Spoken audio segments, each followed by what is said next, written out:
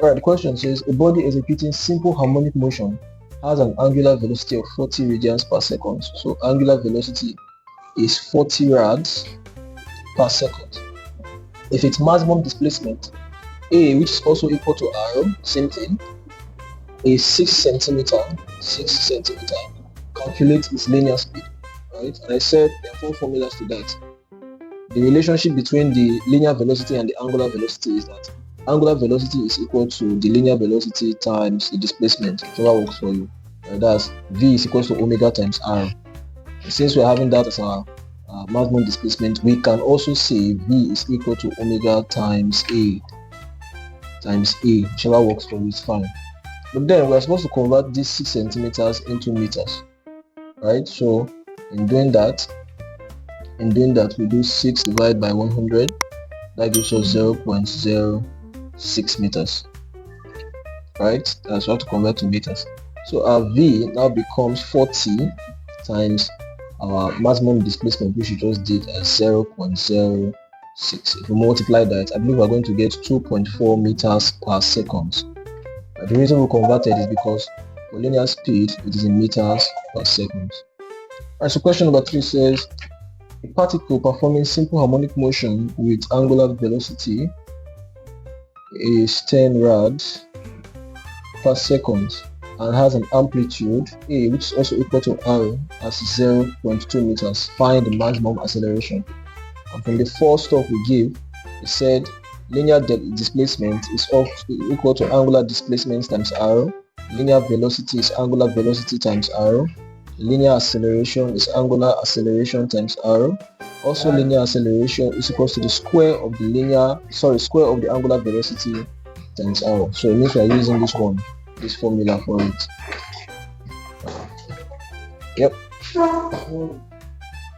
So in solving, question says find the maximum acceleration. So A maximum is equal to omega square times R, or we can say A maximum is equal to omega square times A, whichever works for you is fine. So maximum acceleration will be equal to what? 10 all square times 0.2, or you can say 2 over 10. Right? I like to expand my solutions. So A maximum is equal to what? 100 times 2 over 10. That's in conversion. This takes off this.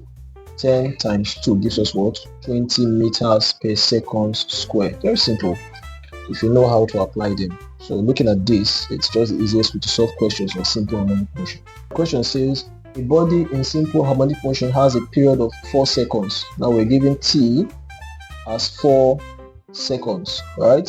Find the angular velocity, right? Which is what? If pi is 3.142 or 3.14, as the case may be. Very, very simple. Alright, so in solving this, here's what we do. We revert back to our other formula that we had. Remember we said in the formula that our angular velocity is equal to 2 pi times the frequency, right? But since frequency is not given, it is going to be angular velocity is equal to 2 pi times 1 over t, which is the same thing as 2 pi over t. That's all.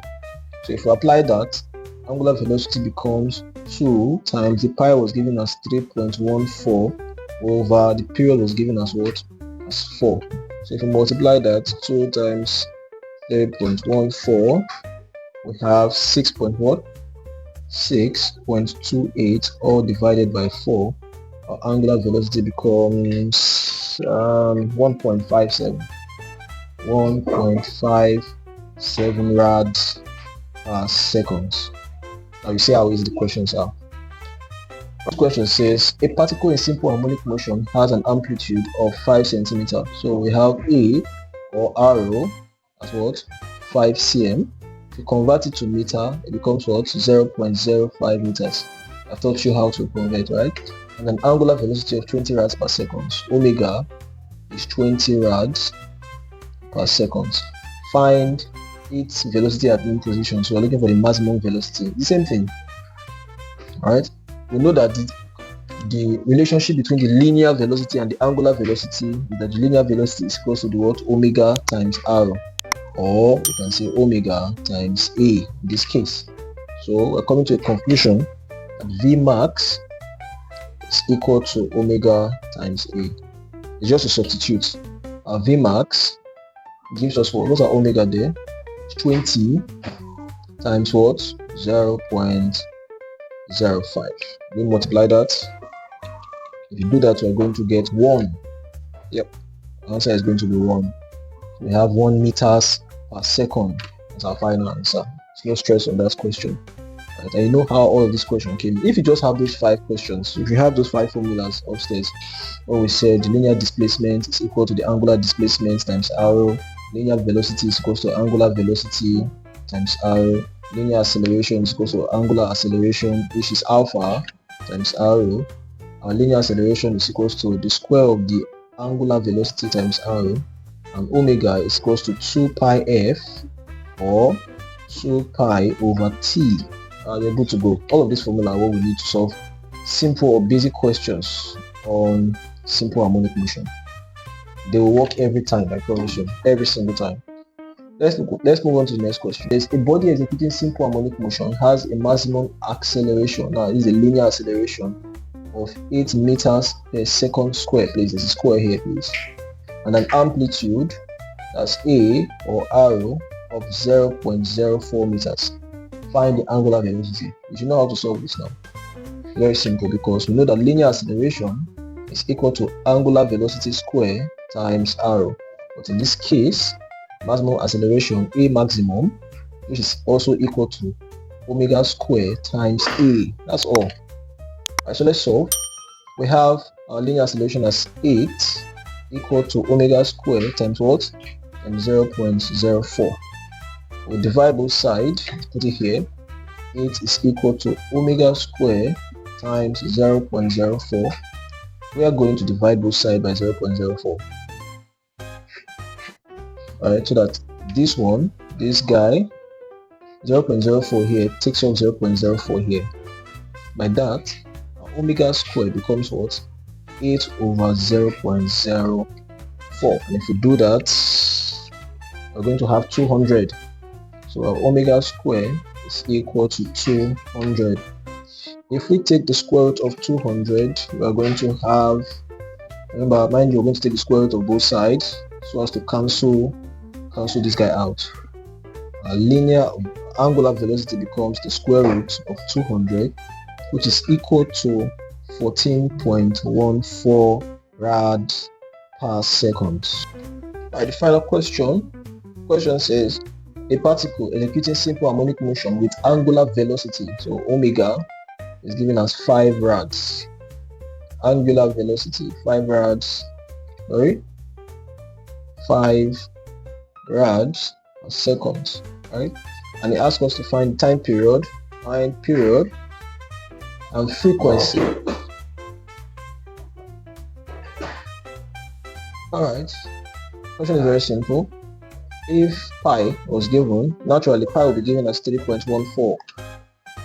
What we need to do is just to execute the main formula.